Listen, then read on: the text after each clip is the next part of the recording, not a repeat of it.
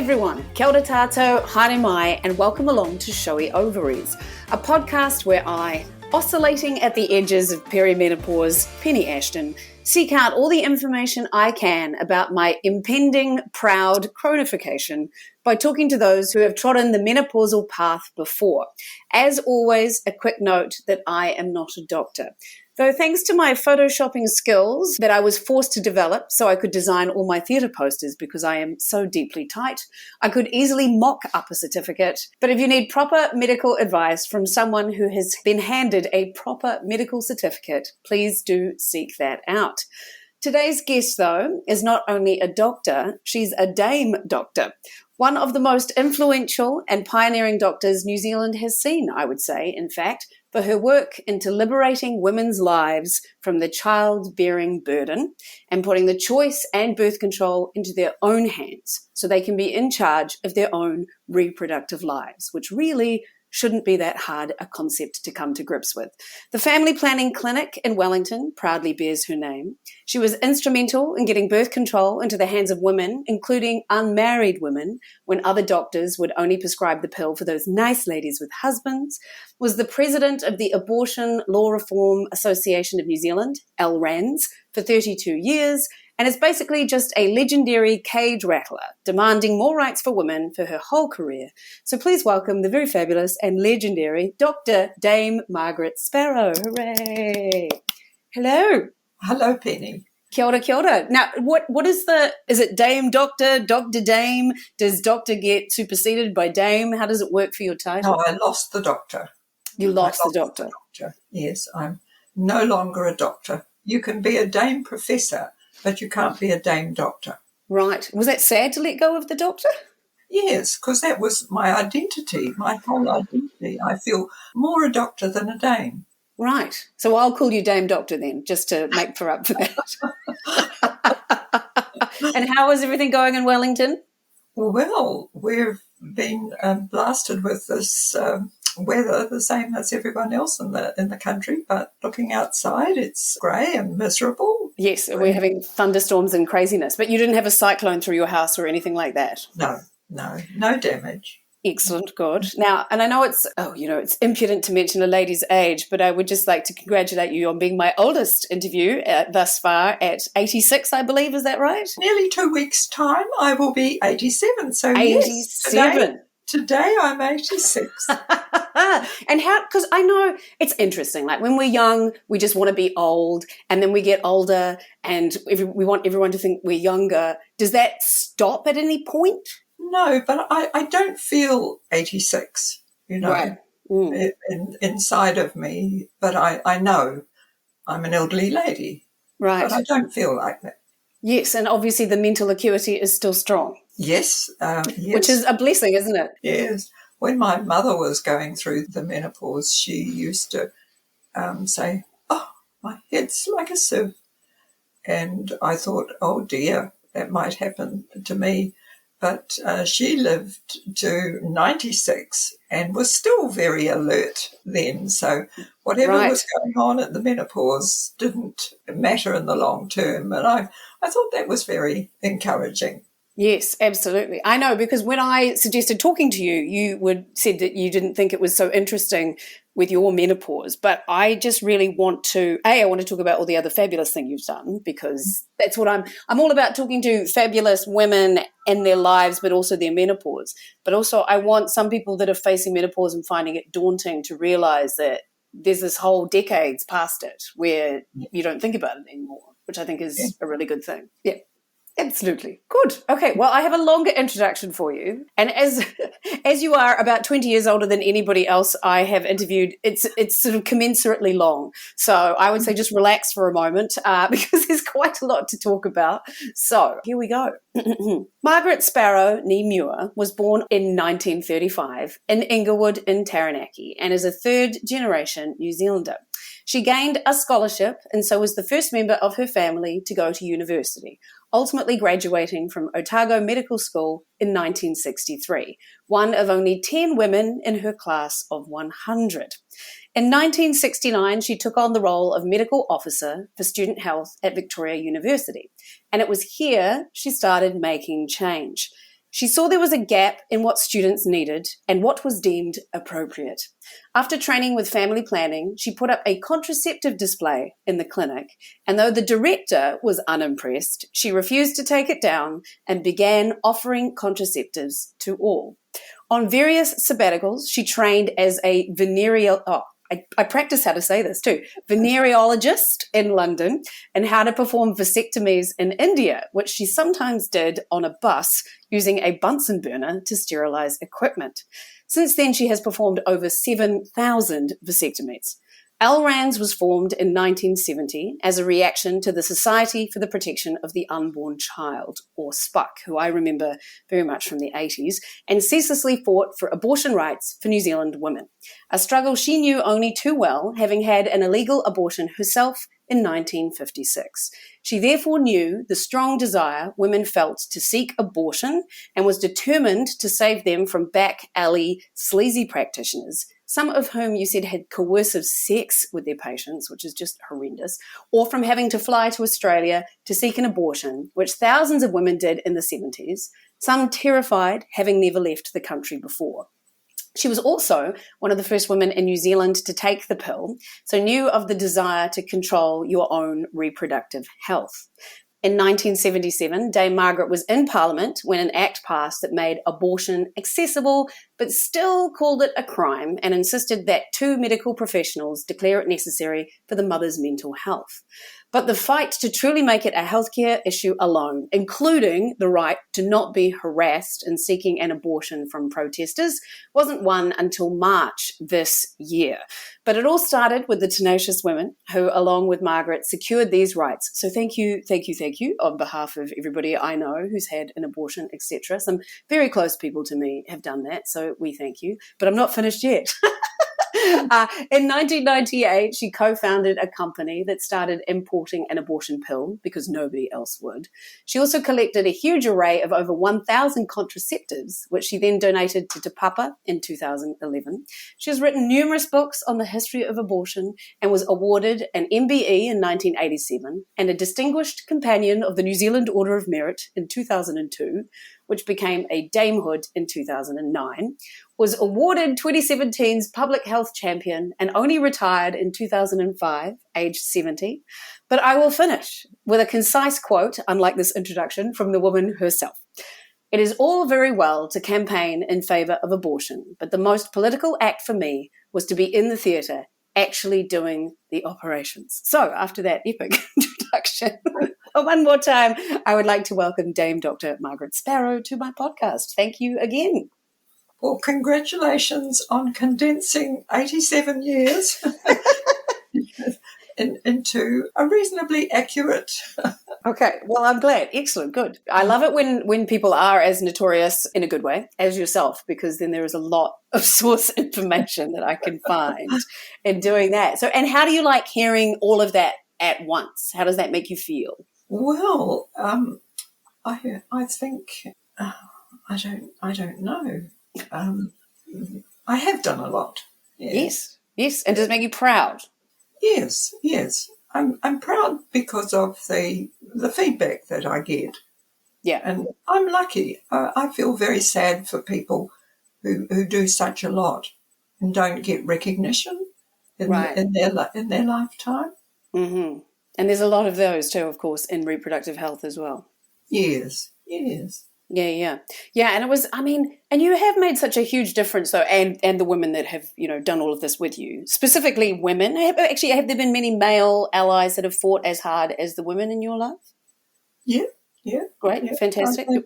I've had support from men. So I don't think I would have done a medical degree without meeting my husband, Peter. Right, okay. Little girls from a Taranaki farm didn't really aspire to be doctors. Yes, and I read that you weren't necessarily a raging feminist at the beginning. No. I was brought up very conservatively. And what do you think broke you out of that? Just attending university at all? Yeah, I think education. I think I was that generation that really benefited from education and a bursary to go to university and no student fees. that I had to pay back. So I was very fortunate in being able to take advantage of education. Yeah, and I was reading, like, for example, your student allowance was cut off when you got married, even though you were both students. Yes. So yes. they was just assumed that he would support you. Yes, that was right. And the awful thing was that I just accepted it. Yeah, yeah. I didn't even think of protesting about that. So you can see how far I've moved. And do you know when that changed? I think it changed when I joined the student health service at the university. I think working with students was quite challenging, and I could see the difficulties, particularly that people were having with sexuality. Yeah, right, absolutely. And I was reading because there was a study that just came out, because obviously America is still completely mired in this, I mean, it must be, well, first of all, let's focus on the fact you must have been so relieved that we finally took it out of the Crimes Act for abortion in New Zealand. Yay, yes. I mean, it's something you've been fighting for your whole career. Yes. And I just think of all those wonderful people who worked all those years and never saw that outcome. So yeah. One advantage of living to a great age is that you can reap those benefits. Yeah, I mean, the changes in reproductive health from 1935 to now, it just is phenomenal, as evidenced by your Te Papa exhibition of contraceptives for a start. Yeah. I mean, that's the thing too. And I was reading this study, as I was saying, from the States, that was talking about that people sort of don't realize, well, I think a lot of people do, that contraception and abortion mean that the children who are wanted and are born are therefore able to be so much more provided for, so much more loved, being able to have the attention lavished on them, etc. So everybody is raised up by women being able to control their own bodies. And that's something that people sort of fail to see still, it seems. And how do you feel about that? Well, I think that's one of the biggest changes that I've seen in my lifetime, is the control that women now have, that we now have over our fertility. That's a huge change. And that was particularly motivated because when you had your abortion, you hadn't had your other children yet, which you went on to have, and you wanted to finish your training and you wanted to have a career. Yeah, which is pretty big in the 50s and 60s for a woman to be determined to have a career. Yes. What did your parents think about that? My parents were always supportive. Great. I mean, they didn't know what a university was. I didn't know what a university was, but I had this bursary, so I thought, well, I better go. Did it fulfill, I mean, you didn't know what it was, but was it something that you really loved doing? Yes. I always enjoyed study. I think I always felt as a child that when beauty and brains were delivered, I got the brains, but I always felt that I was a bit of an ugly duckling. Right, okay. So then you felt that you flourished in that environment. I think so, yeah. Yeah, right, okay. Well, you snaffled yourself a husband quite early there. Well, everybody did. A lot of my contemporaries had already married. Right, okay. And university contemporaries? No, not university contemporaries, but a lot of the people that I went to school with were already married. It's just what you did, isn't it? Yeah. Yeah, right, okay. And then you broke out of that. Yeah. So I have got my first question that I have been asking everybody that I'm going to open with you with, which is, even though we sort of touched on this, even though you're erroneous deciding that you are an ugly duckling, but what has your relationship with your body been like through your life, and what journey has that been on? I can look back and think that I've done very well with my body. It's handed me a few surprises over the years, and it's changed, but here I'm 87 or 86 today, and it's still something that I take care of, and it takes care of me. Excellent. That's great. And that is very fortunate at this age to still be speaking in such glowing terms, I think. Yes. Absolutely. And now, so you were one of the first people in the country to take the pill, which is huge. Like, how old were you when, was it like you were 21 or something, I read? Yeah, I was 21. 21. And you didn't sort of think about what side effects and things might have been, but you didn't have any, is that right? No. Yeah, because I have actually a friend now who has vulvodynia, because I've actually developed, I have been sharing with this, so I'm going to share with you a little vulvodynia in a different aspect, but a friend of mine has vulvodynia that her doctors have said has potentially been caused by taking birth control at a younger age. So have you heard about that development? There's been quite a lot of stories like that, and sometimes it's very, very hard to prove. But looking back, I wasn't actually 21. I was 25 by that, because I'd already had 2 children, and I was the perfect candidate because I was young, I was healthy, I was married. That was the best thing. That was the box that you had to tick. And I had 2 healthy children, and I didn't want more children, and I was prepared to take a new drug that was, I suppose you could regard as experimental. Yeah, because you were so sure about what you wanted and what you needed, and it was great that you had that option. And you got the pill from your husband through him being a student doctor, is that correct? Yes, he was still a student in 5th year, and I took 2 years off when I had the 2 children, and this was my year off. I just had my daughter Beryl, and he came home. He'd been doing some work with a general practitioner, just sitting in on a general practitioner, and of course there were free samples of the pill being left at the surgery, so he came home with a packet of Anovlar and said, "Shall we try this?" And I said, yes. Yes, please, yes. I didn't have any doubts at all. I didn't worry that it was new. I didn't worry that there was a bit of controversy about it in the public media, but that didn't worry me. I thought, try something. So, and the consternation around the pill, was that about like promoting promiscuity and all that sort of nonsense? Yeah. Yes.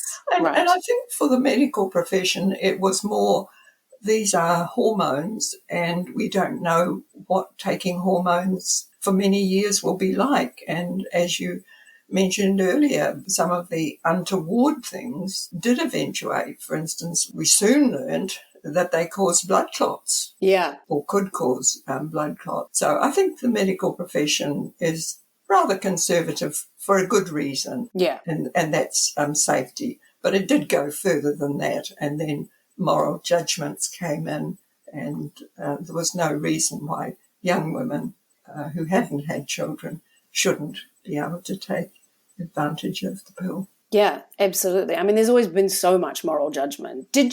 So what was medical training like in the 50s and 60s? Like, did they imbue that moral judgment into the training at all? Subtly, yes.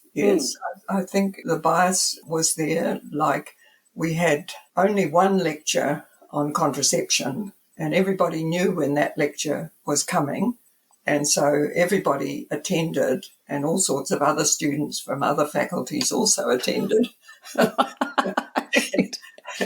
Because everybody knew that was the day that the contraceptive lecture was held. It was quite hilarious. And we didn't learn anything much about abortion, certainly not therapeutic abortion. The only thing I learned about abortion was some of the medical exhibits about illegal abortion and unsafe abortion. And we had no lecture on menopause. Yes, I was going to ask about that. So, because my friend who trained in the 90s told me that she had bugger all training on menopause. So I figured that earlier than that, it was probably, so there wasn't even mentioned. No. Wow, that's nuts. That's, yeah. Oh, I'd have to just sit and think. I mean, I had a feeling that was going to be the case, but to hear it said like that, it's so nuts to me that something that half the population is going to go through was completely ignored. And I imagine there were no women teaching in the faculty. Is that right? No, there were medical lecturers. I think with the Department of Obstetrics and Gynecology, there was certainly a woman that I trained under, although the professor was a male. Right, okay. And so then when you took because you took a tincture or some such from a chemist in Christchurch was your abortion technique. Yes, And you yes. didn't actually know what was in that, do I No, recall? no, no. Yeah, you're a That trusting was, lady. yeah, yeah. Take risks.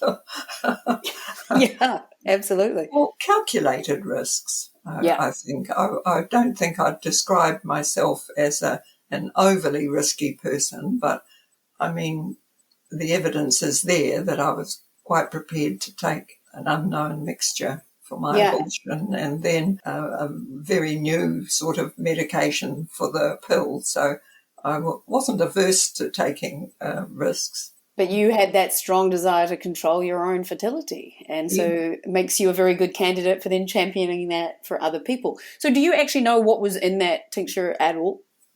No, I think that it probably it was dark, so I think that was an iron compound that they often used. And I know some of the recipes that some of the old pharmacists used to use, things like pennyroyal and aloes and so on. There are quite a number of abortifacients that the old chemists knew about. Mm, And I think it's quite a sign of the times that I'm now importing an abortion pill yeah. because that's really what the old pharmacists were doing with whatever they had in their repertoire. And it was quite expensive, wasn't it? No, no. Oh, Well, I think it was £2 or £3, right. but no, it was affordable. Right, that is great. It came in a brown paper wrapper. And that was illegal though, right? Oh no, it was not legal at all. Yeah. No, Yeah, yeah. And did that man get into, sorry, what was his name? George Petrol. Bettel. That's right. Yes, A George. pharmacist Bettel. Yes, he was Did, very well known. I think he practiced in Christchurch, and I think there was a saying in Christchurch that you married for better or worse. wow, look at that. Do you know if he ever got into trouble? Yes, Oh, he did. yes, yes. In fact, at the time that he committed suicide, Oh, he was awaiting trial for a woman who had died after she had had an abortion. oh, wow. I write about him in one of my books, Abortion Then and Now. Right, okay. Yeah, and then there we go. People's lives ruined because women can't control themselves. Well, they can control themselves. Don't have control over themselves. Absolutely. Mm-hmm. Right, okay. I hadn't read that, but that's, Yeah. yeah. So it was a sad end to a man who was, I think, just responding as I did when I was in my surgery, responding to people's needs Yeah. and using his ability, such as it was, to do that. Yeah. And because it's interesting that I was also listening to Kim Hill talk to you, that you have an interest in Etty Rout, Yes. who was a New Zealand nurse in World War One, who Not a promoted. nurse. Oh, No, she no, wasn't a nurse. No, she right. was a typist. She was a typist who just developed an interest in the fact that there was so much venereal disease amongst the Yes. soldiers in World War One, Yes. and so was determined to do something about it. But then she ended up killing herself as well. Yes. She committed suicide. And I often I thought of Etty earlier on when I said that some people are not recognised in their lives. And Etty was one of those. Yeah, absolutely. I'm actually going to Rarotonga in a few weeks, and after listening to your interview, I thought I might seek out her grave as well. Oh, do. Yes. Yeah. Yes. Because my father started doing condom vending machines. Oh, So yes, I'm part of the same proud lineage, shall we say. He started doing that. He used to do little gambling cards that he sold in pubs with vending machines, and so then started to do condoms as well. I was 18, which was excellent timing, let's just say, in 1992. And so I like to think we're continuing the tradition. yeah. Yes, no, that was one of the things that I did when I retired, was to go to Rarotonga and restore the inscriptions on her graves. Fabulous. Great. Right, okay. So now back to the menopause at hand. So now how did it start to manifest in you, menopause? As I said, when you asked me about this program, I said I really had a very uninteresting menopause, because here I was, a doctor, seeing and treating people and giving them HRT and helping them with symptoms. And I never had a single hot flush or a night flash or night sweats rather, or any of the symptoms other than just my periods becoming a bit more irregular. I was a bit annoyed that it took so long because I was over 50 and I thought I'd like to be nice and average and, stop at 50. But I went on with periods for a little longer than that. I must have been about 54 or so when I had my last period. And I think the only thing that I noticed at that time was that premenstrual symptoms worsened. I'd never suffered badly, but I noticed that I was a lot more irritable yes, right. when I was passing through the perimenopause. And how long did that irritability last? Well, a few years. Yes. Right, okay. And so because you didn't learn anything about it in your training, you had boned up a bit more about it by the time you came to go through it? Yes. I went to lectures. You have to do updates. You have to keep up with your training. And so I went to lectures and learnt about things and went to conferences and so on. And great. And yes, part of being a professional person is keeping up with the trends. So yes, I had to. Excellent. And did your mother ever talk to you about her menopause? She did about the brain fog, but did she talk more about it? Not really. I know that she did have hot flushes because she would fan herself at times, although she never complained much about that. It was just her memory that worried her. Right. And did that come back? Yes. Fantastic. She was still bright, and her memory was as good as any other 96-year-old I've known. Right, okay.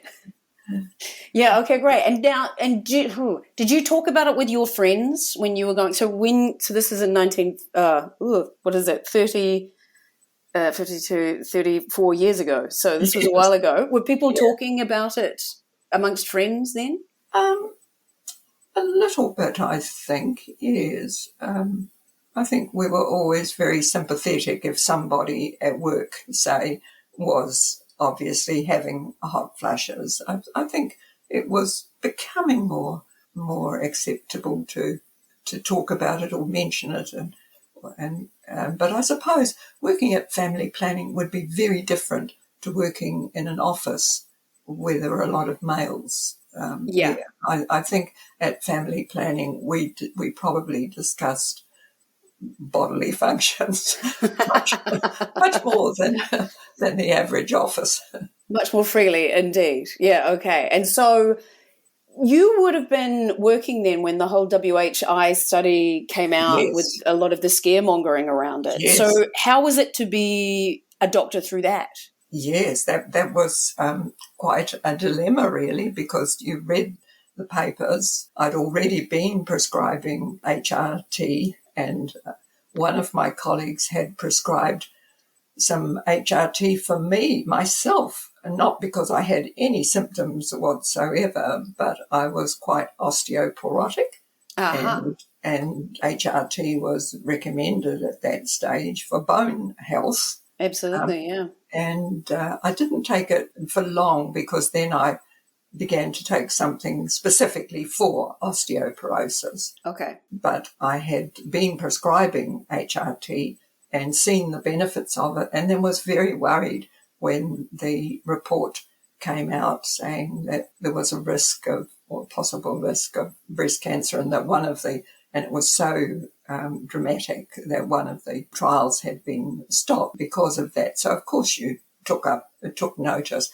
But I tried to be as careful as I could and explain the risks to people. But many women who say you had been suffering very, very badly with symptoms and HRT was helping enormously, then I discussed the risks and we decided together whether to carry on. And many women did, because they appreciated that huge difference. And even though there was a small risk, they had so much benefit that they did carry on. But that would have been just the last 2 years, I think, before I retired. And of course now things have switched back again, and now people are more accepting of HRT with proviso. Yeah. How did you feel when you discovered, because, the results were somewhat wrongly interpreted, like when you discovered that had happened, did that frustrate you? Yes, but I think that happens in medicine. I don't think there was any wrongdoing in the people who had conducted the trials. And there had been some trials that were definitely unethical.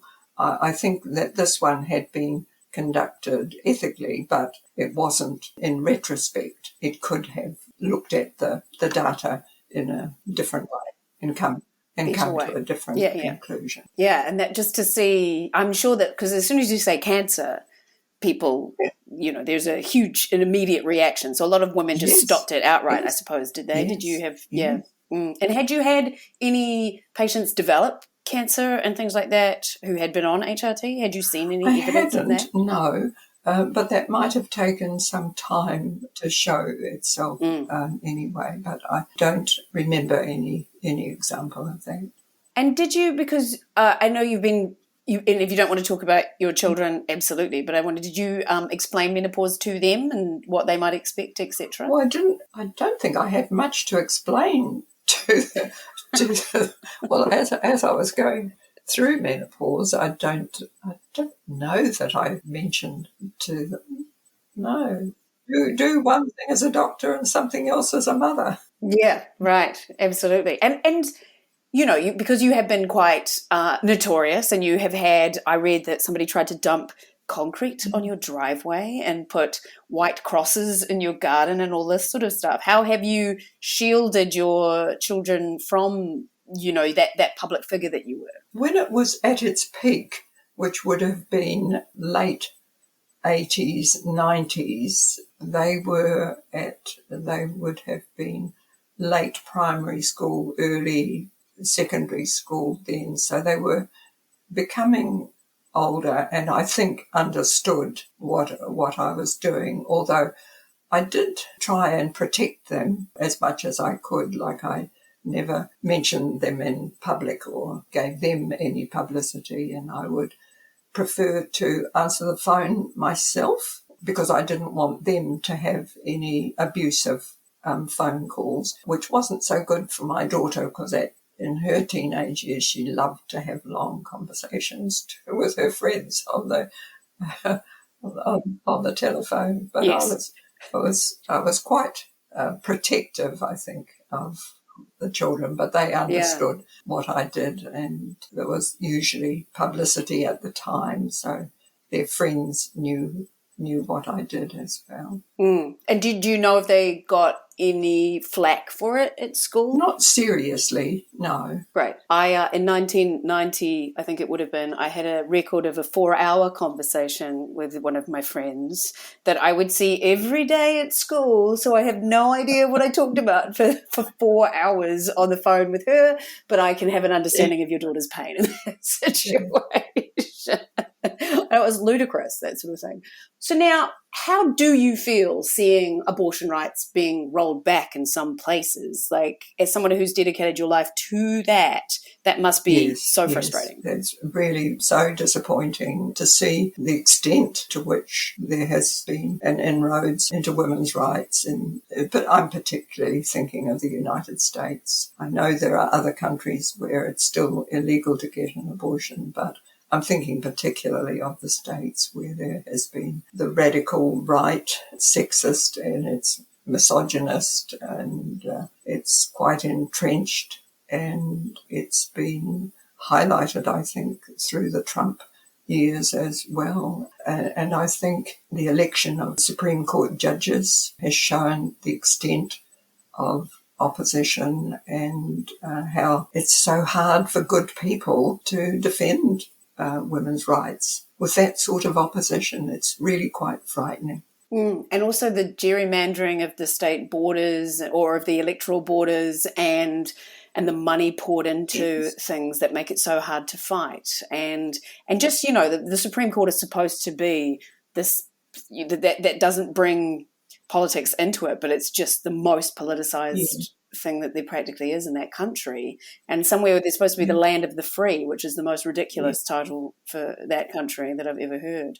And so when we got various things and when you were campaigning for things in New Zealand, did you go around the world much? Like, did you see what other people were doing? Did you get asked to talk in various places around the world? Yes, I did, and I found that really beneficial. One of the first times that I went to Australia I was a very late starter. I was in my 30s before I even travelled overseas, but I went to a student health conference in Canberra in 1973, and I was actually at the conference when we heard the news that Roe versus Wade went through, and so I can still remember that conference and that day when we heard that news. And on that trip, because I worked at the university and they were quite supportive of what I was doing, I took the opportunity to visit some of the abortion clinics that we had been or were still referring people to, because at that stage we had very, very limited access to abortion in New Zealand. Even the Auckland Medical Aid Centre hadn't opened by then. That was 1974. So in 73, when I was in Australia, I visited the clinic so that I knew what I was referring women to, because at that stage it was more referring patients to Australia than trying to struggle and get them through the system here. Did they have any access to funds, or did they have to self-fund to get over there? No, and it was really quite horrendous. You had to pay an enormous amount for a toll call at that time, and a toll call to Australia was something out of everybody's young person's ken, and they know a lot of women had never been on a plane before, so there was all the international travel and currency, and it was very, very daunting for young people, especially in those early days. Later on, after we had the law in 1977, which closed the clinics temporarily, or closed the Auckland Medical Aid Centre temporarily, then SOS groups sprouted up throughout New Zealand, first in Auckland, and we had one here in Wellington, and those were supportive feminist groups with medical input as well, organising trips to Australia until the Auckland Medical Aid Centre opened again. So, yes. Right. And then it became easier for women to get an abortion in New Zealand after that. So that was my first trip overseas. And then in 1974, actually, I was part of the government delegation that went to a United Nations population conference in Romania, in Bucharest. And we had the distinction of being the first all-female United Nations delegation. And that was wonderful for me. And I think that I was selected. Norman Kirk was Prime Minister at the time. And anyway, I was selected for the government delegation and found that a very interesting experience. It confirmed one thing for me, and that was that I didn't want to pursue any more in that level of negotiation. I mean, it's necessary and some people have to do it, but that wasn't me. But it was wonderful to have that experience and to also meet a lot of the pioneers there at that United Nations conference. Betty Friedan was one of the speakers, and I met a wonderful doctor from India, Dr. Pai, who later helped me to practice doing vasectomies when I was in India. Right, okay. And then so that was 74. And then in 76, I went to London, and that was thanks to the university because I had sabbatical leave, and that enabled me to do family planning, do more training in family planning. I learnt how to do vasectomies. I couldn't do them there because you had to be a surgeon in England. And I also learnt how to do abortions. So I was, even though I knew that when I came back home, I wouldn't be able to do abortions, it would take 5 years for that to happen, I still knew in my long-term vision that at some stage that would be something that was a skill to be learnt. And so I took those opportunities when I did my overseas sabbatical leave, and that was mainly end of 1975 and mainly 1976. And I think that really set me up to cope with what came over the next few years with our law and then trying to improve the law. So yes, overseas travel was terrifically important.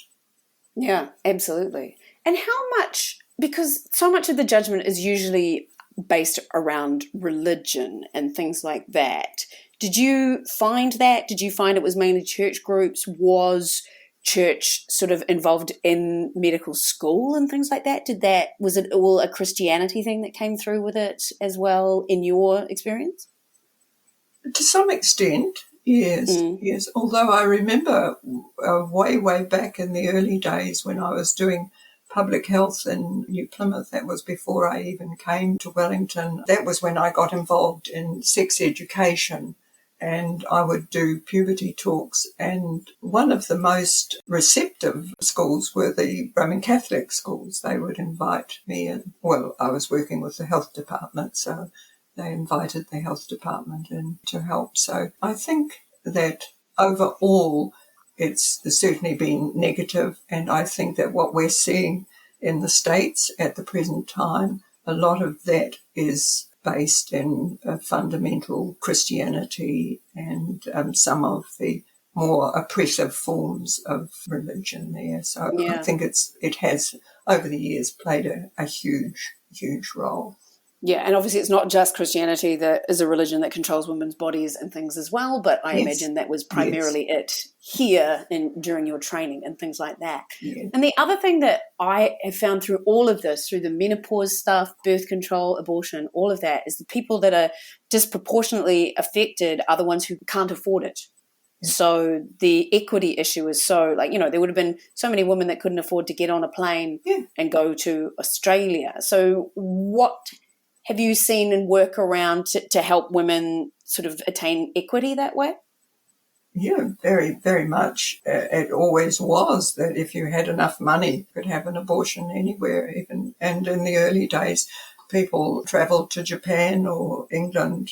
Japan? I didn't realise. Yeah. Was it legalised earlier in Japan? Well, you could certainly, that was one of the places early on in the early 70s where you could get an abortion.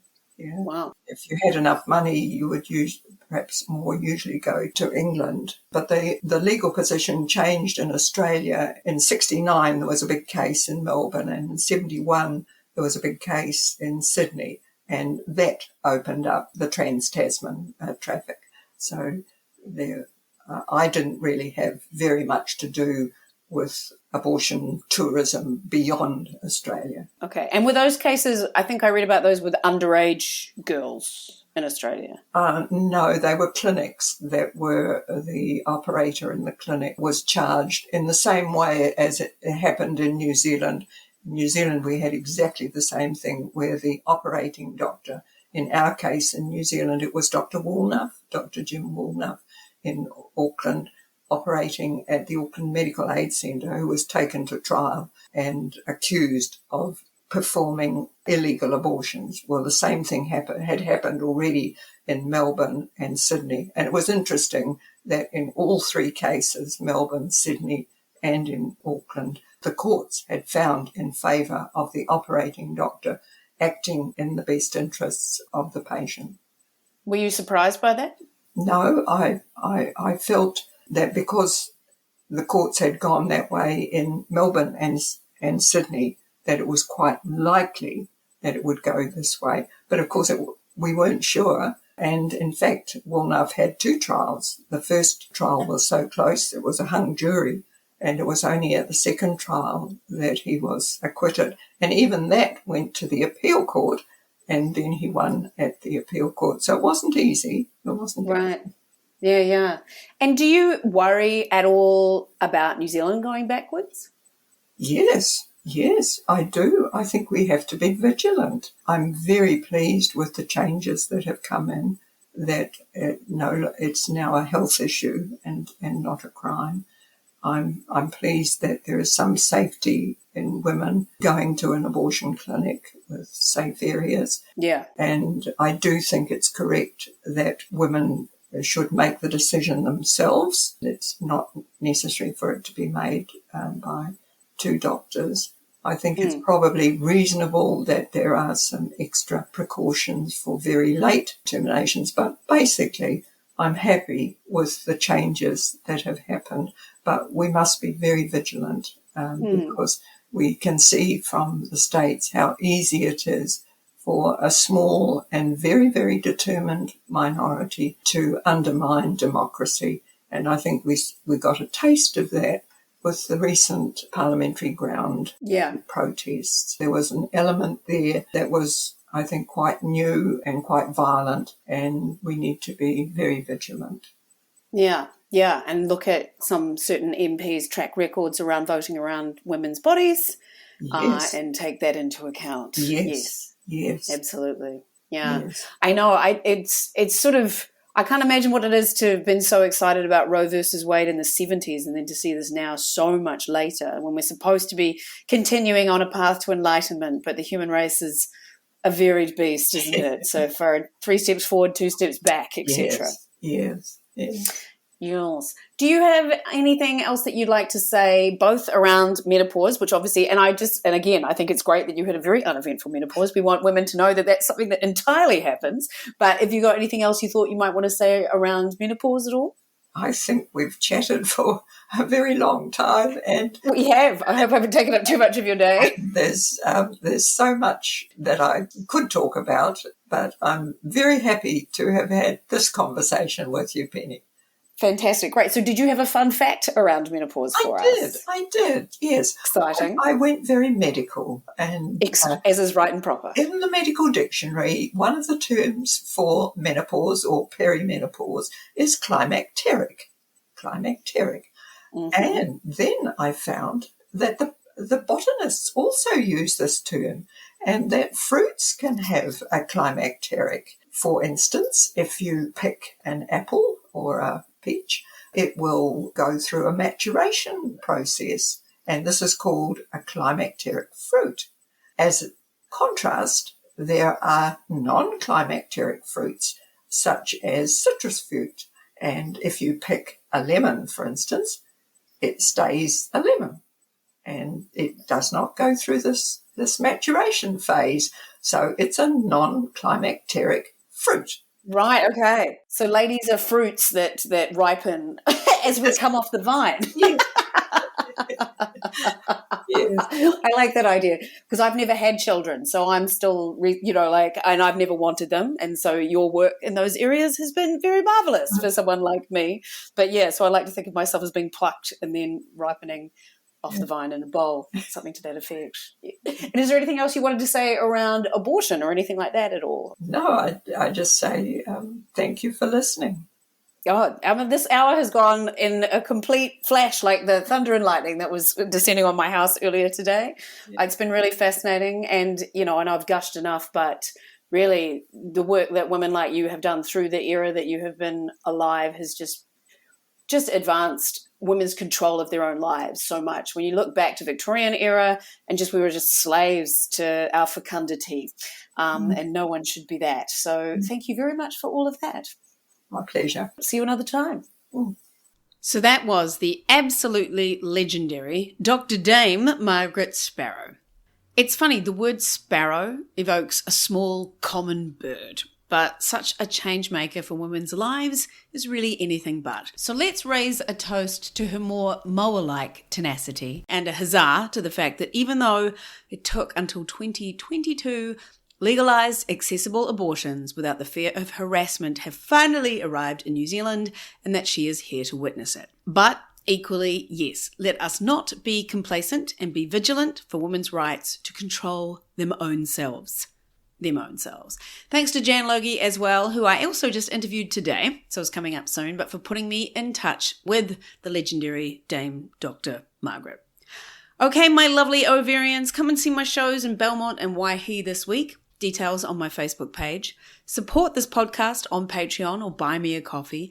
And have just a bloody delightful week, all you lovely peeps. Till next time, I've been Penny Ashton. And this has been Showy Ovaries. Yeah! Yeah, I'm missing stage time.